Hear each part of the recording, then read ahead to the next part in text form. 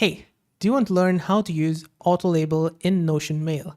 In this video, I'm going to help solve your problem. So if you found this video helpful, don't forget to like, subscribe, and let's get to it. So in order to use auto label in Notion Mail, we're going to go over to Chrome, and on here, on the top, you're going to find auto label. We're going to click on it. And now you can describe what type of emails do you want to be separated in a view on the left-hand side. So let's say I want to separate all the travel bookings and confirmations as a new view over here. So I'm going to click on this, and it's going to find all the relevant emails, and it's going to create a label and separate all those emails inside that view on the left-hand side.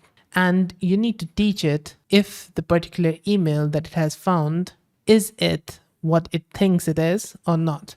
So is this travel email? No, it's not. So I'm going to press on X here, and all these are tick marked, which is correct. This one is also X. These are the two which should be checked. So that's right. And I'm going to click on save. You can also press on that on the button to see more. On the left-hand side, if I click on more, I'm going to find travel here. And inside here, it's going to automatically insert all the emails that it's going to find that are tagged as travel. And if you want, you can just click on these three dots next to travel and rename it if you want. You can also rename it by clicking on here.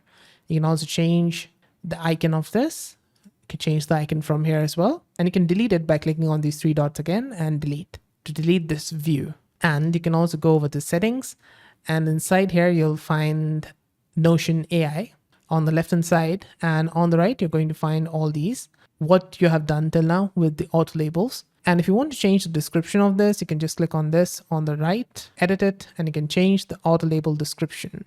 You can also click on these three dots again and deactivate it, which is going to deactivate the automation, but it's still going to keep the label and view active, so you can use it manually if you want to.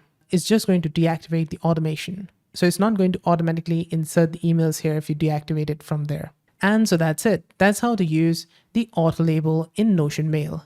Did this video help solve your problem? Let me know with a like and comment. And on the right hand side, you're going to find more Notion tutorials. So see you there, and bye for now.